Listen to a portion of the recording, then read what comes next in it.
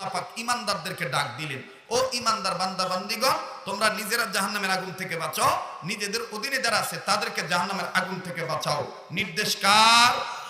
মনে আছে কিনা জানি না, উম্মতে মুহাম্মদীদের জাহান্নাম থেকে বাঁচার পথ কয়টা?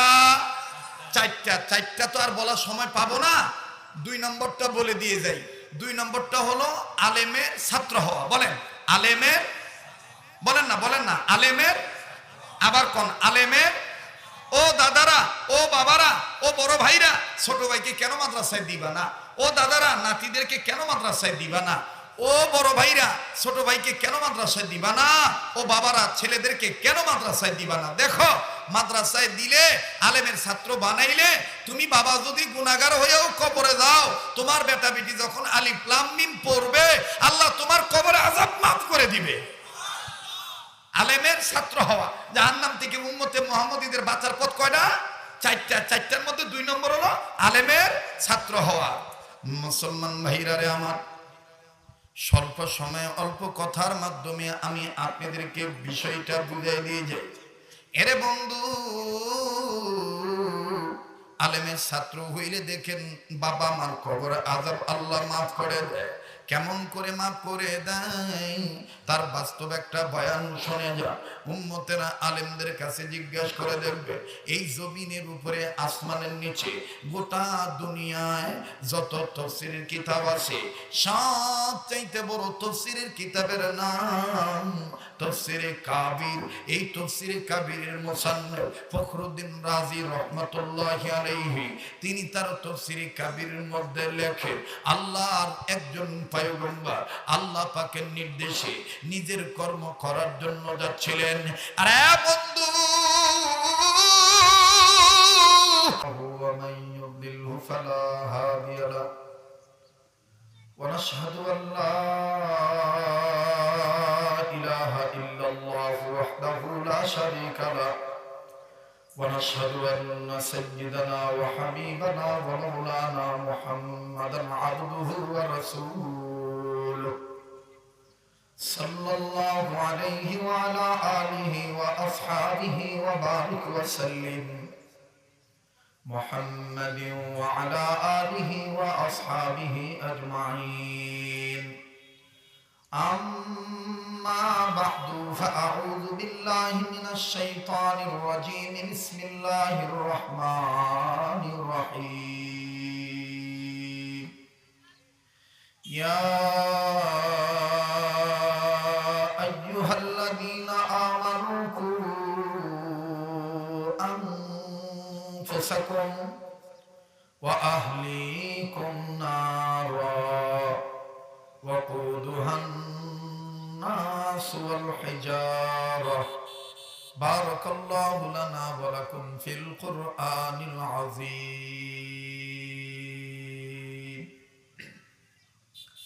শ্রদ্ধেয় সভাপতি, আমন্ত্রিত উলামায়ে কেরাম, বাংলাদেশের উল্লেখযোগ্য ওয়াইজ, সুনামধন্য, আলোড়ন সৃষ্টিকারী, মুফাসসির, মুবাল্লিগ দ্বীন, আমাদের স্নেহের হযরত মাওলানা গোলাম রব্বানী যুক্তিবাদী সাহেব, আল্লাহ তার হায়াতের মধ্যে, ইজ্জতের মধ্যে, ইলম ও আমলের মধ্যে বরকত দান করে। মঞ্চে উপস্থিত আছেন উস্তাদুল উলামা, জামিল মাদ্রাসার প্রবীণ আসাতিজা, আমার পরম শ্রদ্ধেয় ব্যক্তিত্ব। ছোটবেলা থেকেই যার বিভিন্ন সময়ের রাহনুমাই, ডিরেকশন মেনে নিয়ে চলছি, ভবিষ্যতেও চলবো ইনশাআল্লাহ, হযরত মাওলানা শহীদুল ইসলাম ভুট্টো হুজুর, আল্লাহ তার হায়াতের মধ্যে ভরপুর বরকত দান করে। সেই সাথে আজকে আমার পূর্বে এবং আমার পরে যে সমস্ত দ্বীনের দায়ীগণ এখানে তাকরীর, তাফসীর পেশ করেছেন, করবেন, আল্লাহ সবাইকে দ্বীনের লাইনে উন্নতির সাথে আমৃত্যু খেদমতগার হিসাবে কবুল করে। আবার বলেন আমিন। বিভিন্ন মহল মাহাল থেকে আগত সর্বস্তরের মুসলমান ভাইরা আমার, পর্দানিসীন ও আমার মা ও বোনেরা, আল্লাহ জাল্লা শানুহুর দরবারে লাখো কোটি শুকরিয়া আদায় করি যে মহান আল্লাহ আমাকে আপনাকে উম্মতের আলেমদের মজমায় বেহেশতের বাগানে পবিত্র শাবানের চাঁদে এই দামি দিন দামি সময়ে জুমার নামাজের পরপরই একটি দ্বীনি এদারা মাদ্রাসায়ে নূরে মদিনা এতিমখানা ও লিল্লা বোর্ডিং এর উদ্যোগে এই আয়োজনে আয়োজিত ইসলামী জলসা ওয়াজ ও দুয়ার মাহফিল তাফসিরুল কোরআন মাহফিলে বেহেশতের বাগানে নেক কাজে যে আল্লাহ আমাকে আপনাকে শরীক হওয়ার তৌফিক দান করলেন, দিল থেকে জবান করে প্রত্যেকে শুকরিয়া আদায় করি, বলি আলহামদুলিল্লাহ।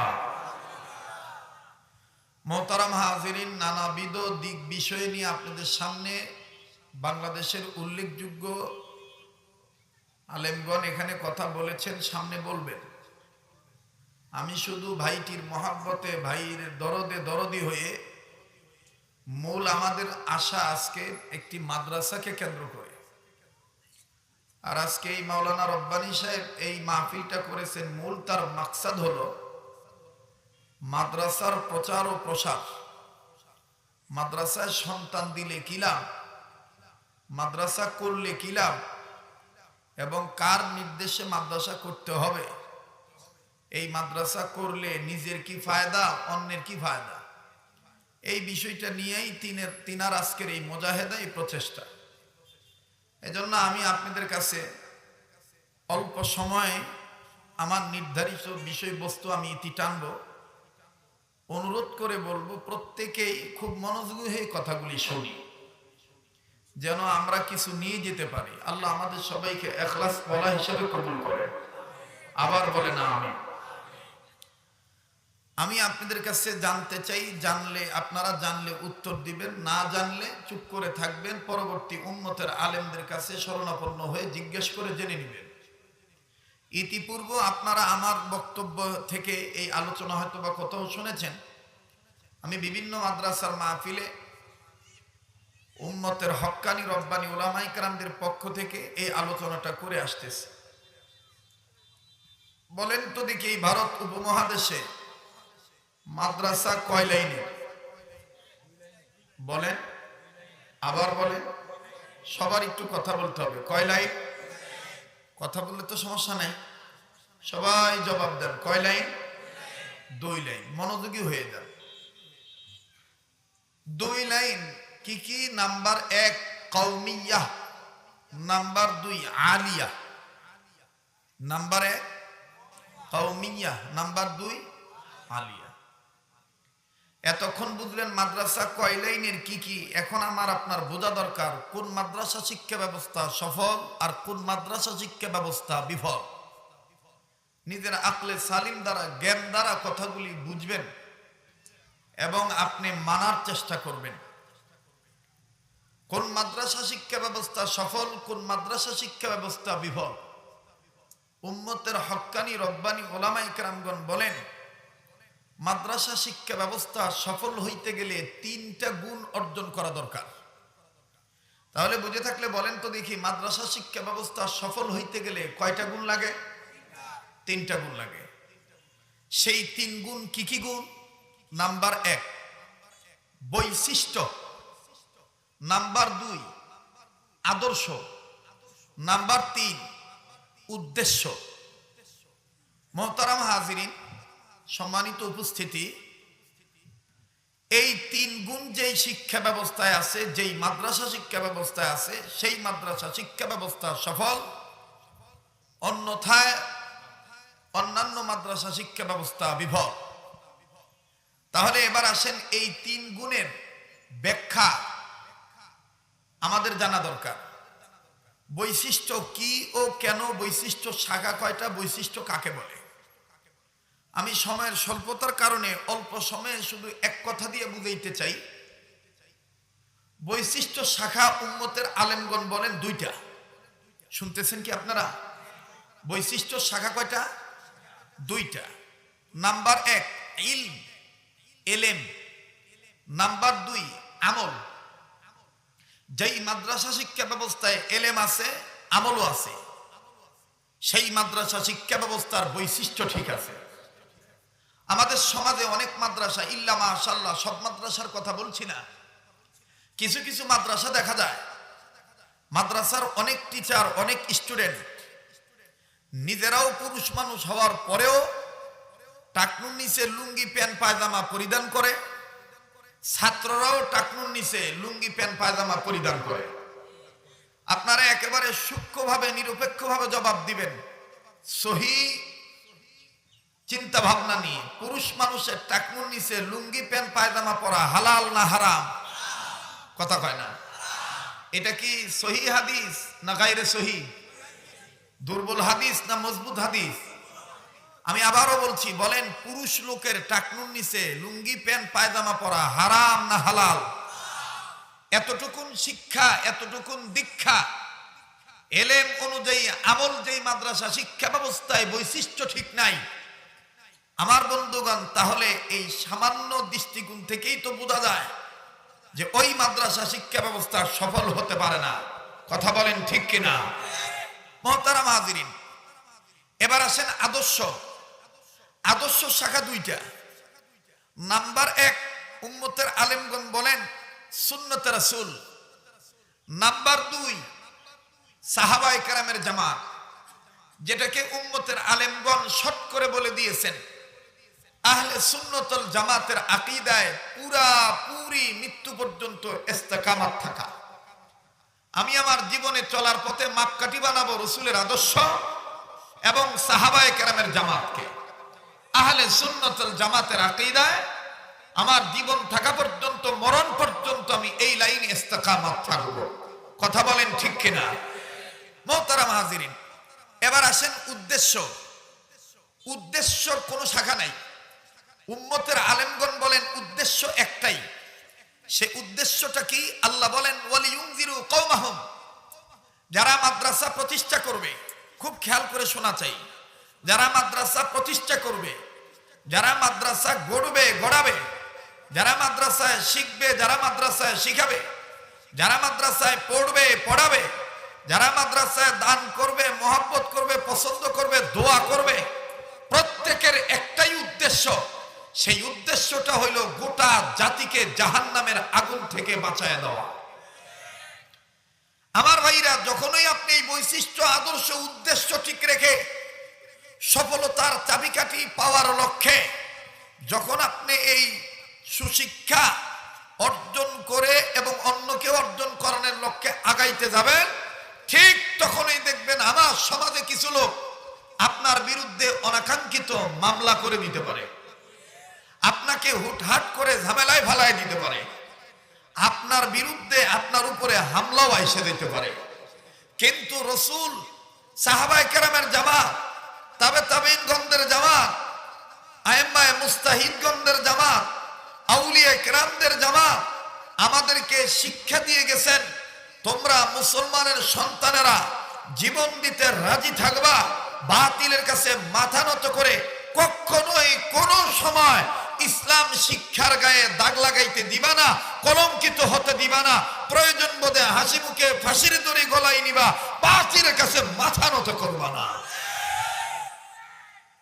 আমার বন্ধুগণ, আমার ভাইরা, আপনারা এই কথাগুলি যদি আলেমদের দরদি হয়ে বুঝতে চান, যদি শুনতে থাকেন, ইনশাআল্লাহ আমার দেশে কোনো ব্যক্তির ক্ষমতা নাই, সাহস হবে না মানুষকে বান্দর বানাইতে চায়।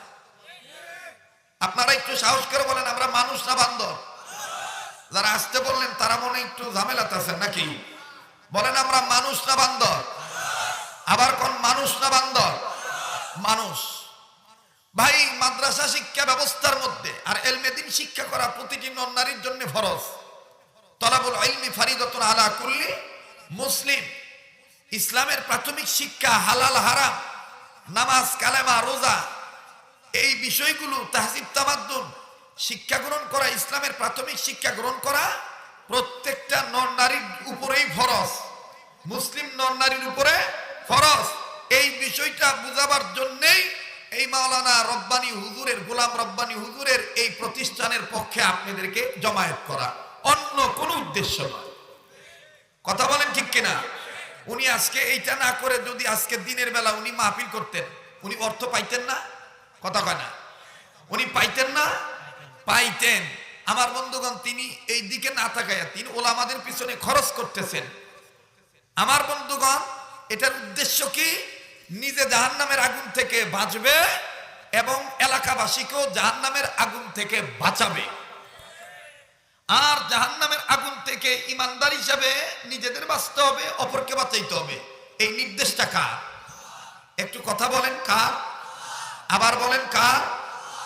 হযরত উলামায়ে কেরামগণ কিতাবের মধ্যে লেখেন, মুফাসসিরিনে কেরামগণ বলেন যে উম্মতে মুহাম্মদীদের জাহান্নাম থেকে বাঁচার পথ হলো চারটা। কয়টা? আবার কোন কয়টা? আর একবার কোন কয়টা? চারটা। কি কি? নাম্বার 1, আলেম হওয়া। শুনতেছেন কি আপনারা? নাম্বার 1, আলেম হওয়া। ভাই, আমি আগের মতন ওই গান, কৌতুক টৌতুক এগুলো আমি বলতে পারি না। এখন বলে আমাদের এই ছোট ভাইরা, ওনারা মাঠ জমায়। আমি বয়স হয়ে গেছে, বয়স হয়ে যাইতেছে, উড়া দুরা মার্কা, এখন আর আমি কথা বলতে পারি না। কারণ ওই যে এক সময় ছোটবেলায় শুনছিলাম যে কোনো এক দাদা বয়সের ভারে নুয়ে পড়ে একটু মাথা নিচু করে হাঁটতেছে। তো নাতি জিজ্ঞেস করতেছে, দাদা কি খুঁজিচ্ছেন? দাদা বলতেছে, দাদা রে, আমার যা হারাছে, যা খুঁজতেছি, তা কিছুদিন পর তুই বেঁচে দেখলে তোরও হারাবে, তুইও খুঁজবি। কথা কয় না? তোরও হারাবে, তুইও খুঁজবি। আমাদের হযরত হাকিমুল উম্মত আশরাফ আলী থানভী রাহমাতুল্লাহ আলাইহিকে প্রশ্ন করা হয়েছিল, হযরত ইখলাস আসিবে কিসে? শুনতেছেন কি আপনারা?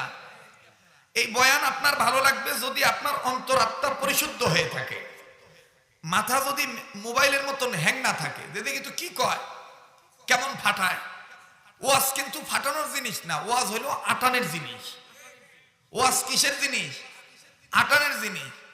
কারণ জেলখানা ঢোকার পরে অভিজ্ঞতাটা কিছুটাও হলেও হয়েছে, যা ফাটান ময়দানেই ফাটায়। জেলখানার গেটত কেউ একটা আটার রুটিও নিয়ে যায় না। কথা কয় না? কাজেই আপাতত আমার সময় ফাটাফাটি বাদ দেন, একটু আটা আমলের চিন্তা করেন। আমাদের আজকে নাম হলো মুখলেস, ইখলাস নাই। নাম কি? কথা কয় না? নাম মুখলেস, ইখলাস নাই। এজন্য ব্যঙ্গ করে কয় কেবা মুক্কু। কি কয়? মুক্কু। ভালো নাম মুখলেস, মুখলেস বাদ দিয়া কয় মুক্কু। এই জন্য ইখলাস নিয়ে কথাগুলি শুনতে হবে। থানভী রহমতুল্লাহ আলাইহিকে প্রশ্ন করে, হযরত মুখলেস, এই ইখলাস আসে কিসে? হযরত থানভী রহমতুল্লাহ বলেন, 3 কথা মানার দরুন ইখলাস আসে। কয় কথা? 3টা কথা যদি মেনে চলো, 3টা কথা যদি মনে রাখো, তোমার ইখলাস আসিবে। সেই 3 কথা কোন 3 কথা? নাম্বার 1, হায়াত আমার সীমিত। নাম্বার 2, রিজিক আমার নির্ধারিত। নাম্বার 3, মরণ আমার অবধারিত। এখন আপনারা বলেন, আমি ইসলামী আন্দোলনের কর্মী, আমি রাজনীতি করি, আমি পীরগিরি করি, আমি দাওয়াত ও তাবলীগের মেহনত করি, আমি চাকরি করি, আমি ব্যবসা বাণিজ্য করি, আমি যা কাজই করি না মুসলমান হিসাবে, যদি এই 3টা কথা আমার স্মরণে থাকে, হায়াত আমার সীমিত, রিজিক আমার নির্ধারিত, মরণ আমার অবধারিত, কশ্চিনকালও আমার অন্তরে দুনিয়ার কোনো লোভ লালসা, কোনো দুর্নীতি, সুনীতিবাদে দুর্নীতি অর্জন হবে না। কারণ হায়াত আমার সীমিত, হায়াত আমার সীমিত, রিজিক আমার নির্ধারিত, মরণ আমার অবধারিত। আল্লাহ আমাদের সবাইকে ইখলাস ওয়ালা হিসাবে কবুল করে। আবার বলেন আমিন। তো বলেন তো ভাইরা, উম্মতে মুহাম্মদীদের জাহান্নাম থেকে বাঁচার পথ কয়টা? আবার কোন কয়টা? আর একবার কোন কয়টা? 4টা। কি কি? নাম্বার 1, আলেম হওয়া। নাম্বার 1, আলেম হওয়া। নাম্বার 2, আলেমের ছাত্র হওয়া। নাম্বার 2, আলেমের ছাত্র হওয়া। নাম্বার 3, আলেমের কথা শোনা। নাম্বার 4, আলেমকে মহব্বত করা। আবার বলে, উম্মতে মুহাম্মদীদের জাহান্নাম থেকে বাঁচার পথ কয়টা? 4টা। নাম্বার 1, আলেম হওয়া। নাম্বার 2, আলেমের ছাত্র হওয়া। এখন আপনারা বলেন জাহান্নামের আগুন থেকে ইমানদার বান্দা হিসাবে নিজের বাঁচতে হবে, অপরকে বাঁচাইতে হবে, নির্দেশ কার? আল্লাহর নামটা মুখ ভরে নেন না, বলেন না কার? আল্লাহর। এটা কোরআনে আছে না নাই? আল্লাহ সূরাতুত তাহরিমের 6 নম্বর আয়াত নাযিল করার মাধ্যমে গোটা জাতিদের মধ্যে যারা ইমানি দৌলত অর্জন করছে তাদেরকে আল্লাহ ডেকে বললেন, ইয়া আইয়ুহাল্লাযীনা আমানু কু আনফুসাকুম ওয়া আহলিকুম নারা।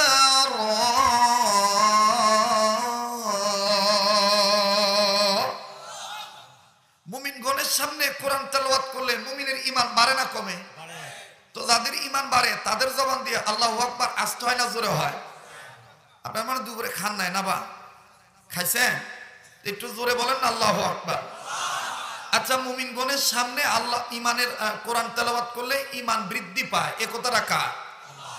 ওয়া ইযা তুলিয়াত আলাইহিম আয়াতু যাদাতহুম ঈমানা।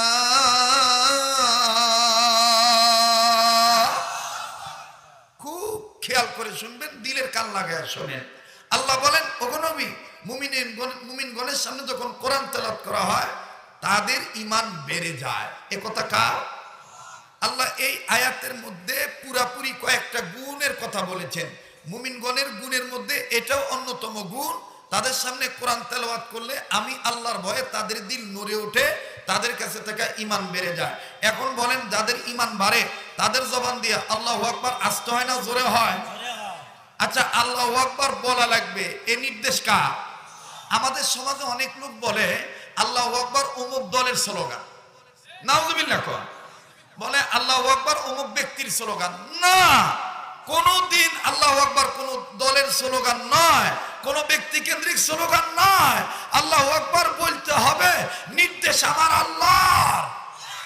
কথা বলেন ঠিক কিনা? ইয়া আইয়ুহাল মুদ্দাথির কুম ফাআনদির ওয়া রাব্বাকা ফাকাব্বির। আমি কি বানায় বলতেছি? আল্লাহু আকবার বলতে হবে, এই নির্দেশ আল্লাহ তার হাবিবকে করেছেন।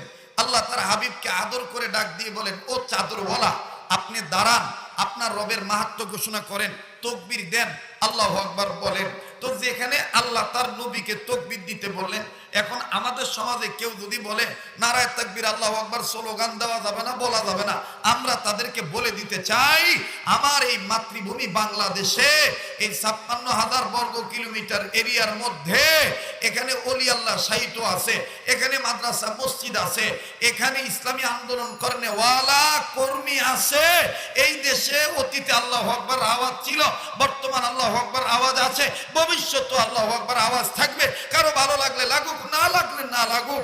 কোন ব্যক্তির চক্রাঙানিতে মুসলমানের সন্তানেরা ভয় পেয়ে আল্লাহু আকবার বলা বাদ দিতে পারে না, পারে না, পারবে না। কথা বলেন ঠিক কিনা?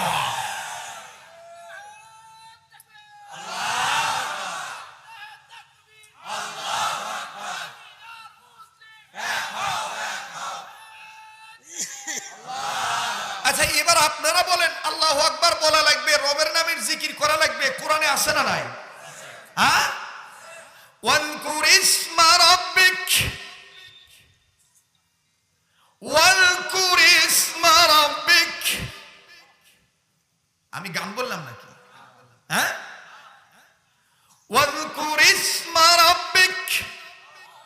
আল্লাহ বলেন, তোমরা তোমাদের রবের নামের জিকির করো। কিন্তু আফসোস, আমার সমাজে এক গ্রুপ আছে যারা পীরের কাছে মুরিদের দোহাইয়ের নাম দিয়া, মুসলমান নাম পরিচয় দিয়া, রবের নামের জিকির বাদ দিয়া বাবার নামের জিকির করে।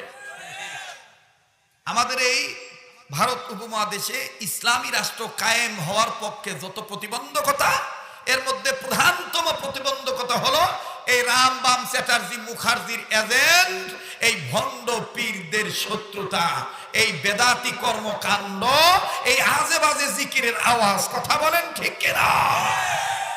রবের নামের জিকির বাদ দিয়া বাহের নামের জিকির করে। বাস্তব না বাস্তব? বগুড়াই নাই, যা আছে সব আমার মাদারীপুর আর শরীয়তপুর। বগুড়া তো আছে, কষ্ট হচ্ছে আপনাদের? হ্যাঁ, আনপ্রস্তুত হিসাবে মুরব্বীর নির্দেশে আসছি।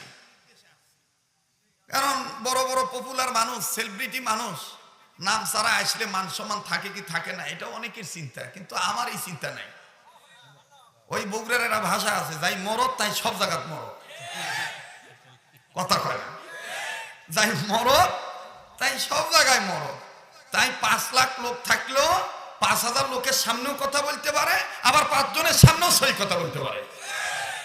হ্যাঁ, আমার ভাইরা, আমার বন্ধুবান, আল্লাহ যেন কোনোদিন আমার ভিতরে এই ধরনের চিন্তা না দেয় যে আমি খুব বড় হয়েছি, এটা যেদিন ঢুকবে সেদিনই ধ্বংস। এই মাটির সাথে আমার মিশতে হবে, এই মাটি থেকে আমার উৎপাদন, আমি এসেছি এই মাটিতে আমার মিশতে হবে। কাজেই মানুষকে মাটির মানুষ মনে করে মোহাব্বত করে মিশে যেতে হবে।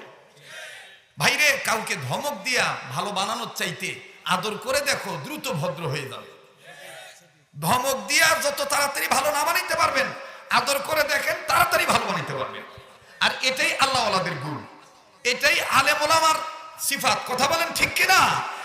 ভাইজান, আর লম্বা করতে চাই না, তো যেই কথাটা বলতেছিলাম, রবের নামের জিকির করতে হবে, নির্দেশ কার? আচ্ছা, কোরআন হাদিসে কি আল্লাহর সুন্দর সুন্দর নামের অভাব পড়ছে? ওই ল্যাংটা, গুনিশা, টুনিশা কয়ে ডাকা লাগবে? হ্যাঁ, আল্লাহ নিজেই কইছে তোমরা আমার সুন্দর সুন্দর নাম ধরে ডাকো। ওয়ালিল্লাহিল আসমাউল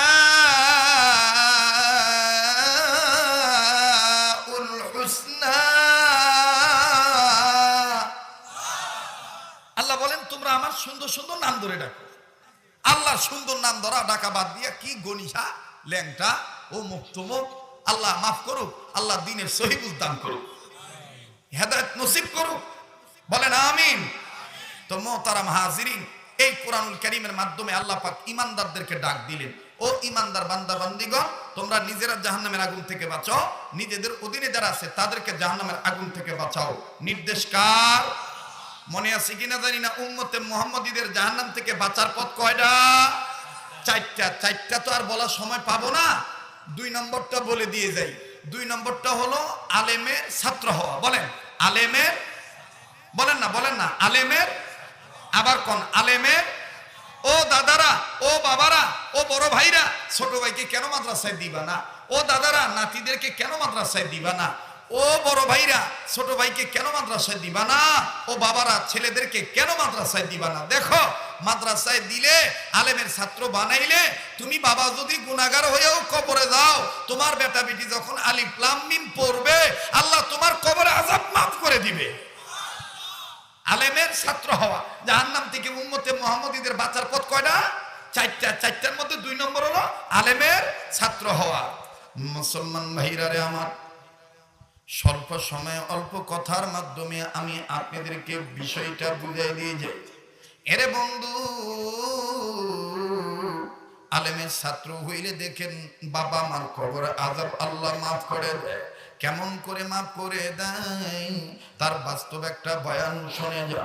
উম্মতেরা আলেমদের কাছে জিজ্ঞাসা করে দেখবে, এই জমিনের উপরে আসমানের নিচে গোটা দুনিয়ায় যত তাফসীরের কিতাব আছে, সব চাইতে বড় তাফসীরের কিতাবের নাম তাফসীরে কাবির। এই তাফসীরে কাবিরের মুসান্নিফ ফখরুদ্দীন রাজি রাহমাতুল্লাহি আলাইহি, তিনি তার তাফসীরে কাবিরের মধ্যে লেখেন, আল্লাহর একজন পয়গম্বর আল্লাহ পাকের নির্দেশে নিজের কর্ম করার জন্য যাচ্ছিলেন। আরে বন্ধু, আল্লাহ পাকের নির্দেশে নিজের কর্মে যখন নিজে রওনা দিলেন, প্রতিমধ্যে একটা কবর দেখলেন। এই কবরের ভিতর থেকে দাউ দাউ করে আগুন জ্বলে উঠলো। পয়গম্বর বুঝতে পারলেন কবরে আযাব হইতেছে। পয়গম্বর কাউকে কিচ্ছু বললেন না, নিজের কর্মের দিকে নিজে চলে গেলেন। ও বাবাজি, আমার বন্ধুগণ, পয়গম্বরের কর্ম যখন সম্পাদন হয়ে গেল, পয়গম্বর নিজ কর্ম শেষ করার পর আবার যখন ওই রাস্তা দিয়ে রিটার্নে আসতেছে, একটু মনোযোগী হয়ে শোনা দরকার। এই পয়গম্বর যখন আবার ওই রাস্তা দিয়ে রিটার্নে আসতেছে, পয়গম্বর সিদ্ধান্ত নিলেন একটু আগে যে কবরে আযাব ছিল, এখন আমি আবার ওই কবর দেব। এবার পয়গম্বর ফের যখন দ্বিতীয়বার আবার ওই কবরে তাকাইলেন, নজর করিয়া দেখতেছেন একটু আগে যে কবরে আযাব ছিল, এখন আর ওই কবরে কোনো আযাব নাই। কবরওয়ালা জান্নাতের বিছানায় ঘুমায়। পয়গম্বর ডাক দিয়ে বললেন, আল্লাহ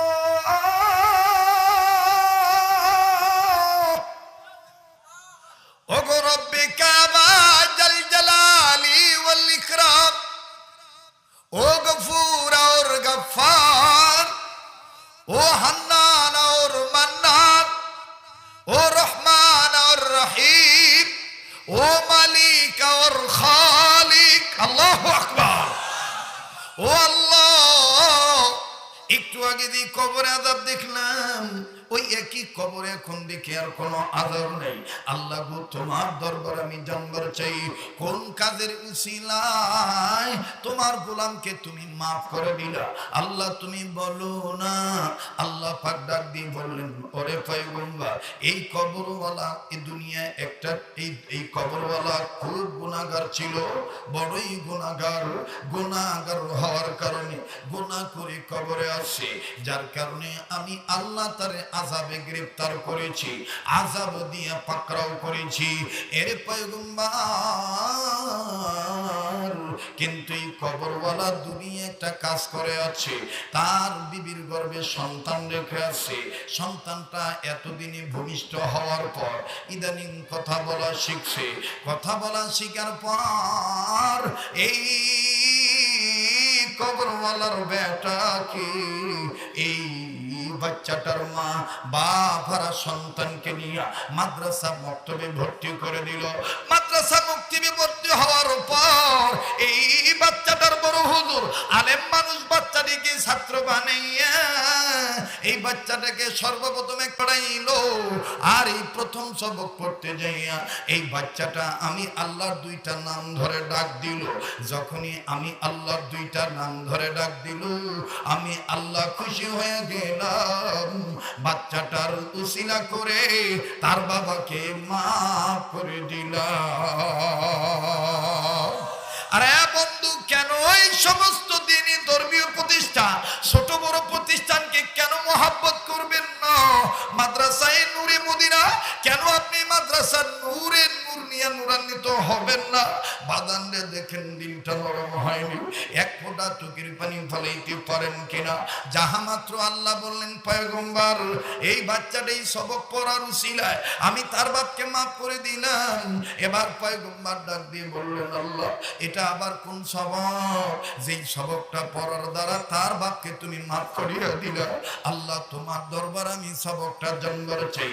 এরে বগুড়া জেলার ভাইরা, ও চকপাড়া এলাকার বন্ধুরা, কোনো দিকে কোনো নজর নাই, আশ্চর্য হয়ে যাবেন।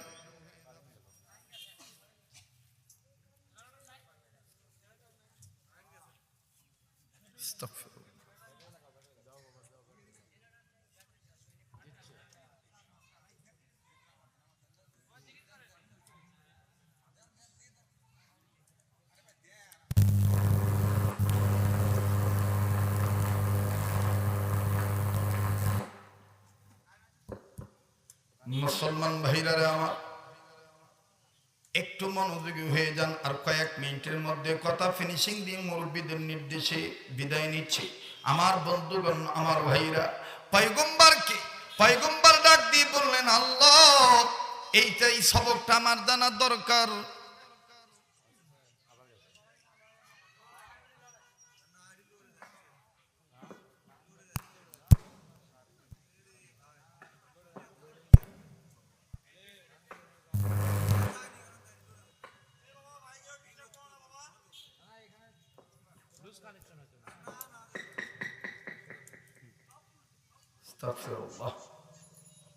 সাল্লাল্লাহু আলাইহি ওয়াসাল্লাম বলেন, সাল্লাল্লাহু আলাইহি ওয়াসাল্লাম।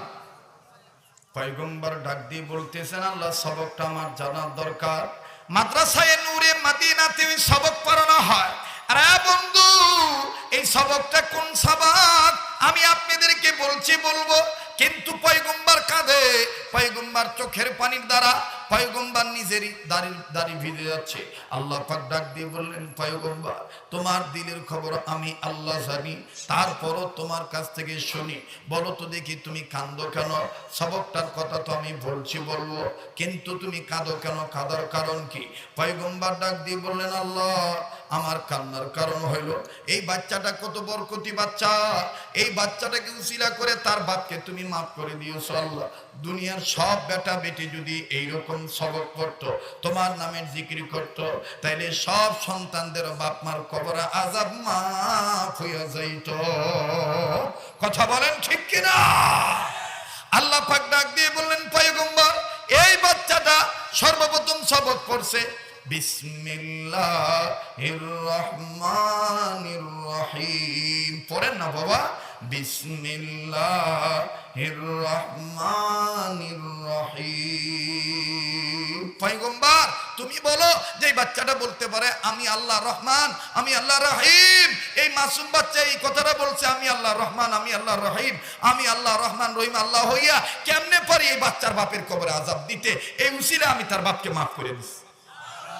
তাহলে এখন বলেন, এই মাদ্রাসায় নূরে মদিনা হোক, আর জামিল মাদ্রাসা হোক, আর আমাদের হাটহাজারী মাদ্রাসা হোক, আর দারুল উলুম দেওবন্দ মাদ্রাসা হোক, যেখানেই মাদ্রাসা সেখানে বিসমিল্লাহির রহমানির রহিম পড়ানো হয় কি হয় না?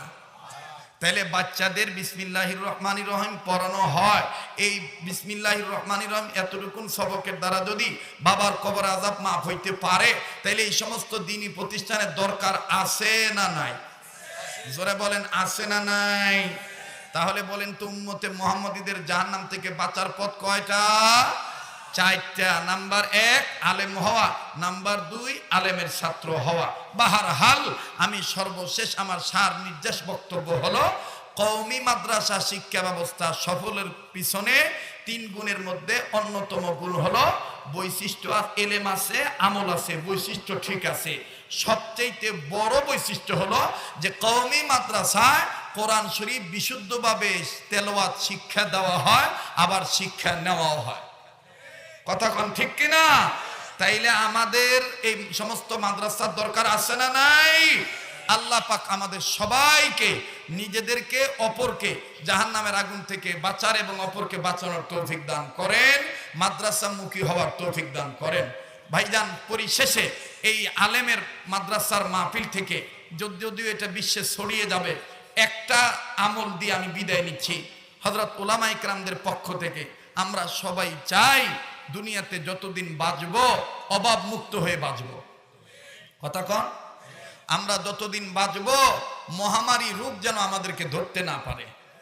আমরা যতদিন বাঁচবো মরার সময় কালেমা পড়ে মরতে চাই। একটা সুন্নত যদি আপনি মেনে নেন, সেই সুন্নতটা কোন সুন্নত? অনেক সুন্নত আছে ভাইরে। রসুলের সুন্নত রাজনীতিতে খাটান, রসুলের সুন্নত শিক্ষানীতিতে খাটান, রসুলের সুন্নত অর্থনীতিতে খাটান। সোনার বাংলা মুখে মুখে খালি বুলি দেওয়া লাগবে না, এমনি সোনার বাংলা হয়ে যাবে। কথা বলেন ঠিক কিনা? মুহতারাম হাজিরিন, সেই সুন্নতটা কি? আবু দাউদ শরীফের হাদিস। আমরা সবাই 3টা ফজিলত চাই কি চাই না? মরার সময় কালেমা পড়ে মারা যায়, চাই কি চাই না? সেই সুন্নতটা কোন সুন্নত? সেই সুন্নত হলো খানা খাওয়ার আগে এবং পরে 2 হাত কবজি পর্যন্ত ধৌত করা। কয় হাত? জোরে বলেন, কয় হাত? আবার কোন কয় হাত? 2 হাত। এই 2 হাত কবজি পর্যন্ত ধোয়া, এটা কি কঠিন কোনো কাজ? আল্লাহ পাক আমাদের সবাইকে একটা একটা করে সুন্নত মেনে সুন্নতলা উম্মত হওয়া এবং রাসূলের আদর্শ বাস্তবায়ন করার তৌফিক দান করেন। সুবহানা রাব্বিকা রাব্বিল ইজ্জাতি আম্মা ইয়াসিফুন ওয়া সালামুন আলাল মুরসালিন ওয়ালহামদুলিল্লাহি রাব্বিল আলামিন। জি জি ভাই, হুজুর 2 মিনিট কথা বলুন। জি জি একটু বলুন, তারপর সালাম। আচ্ছা জি।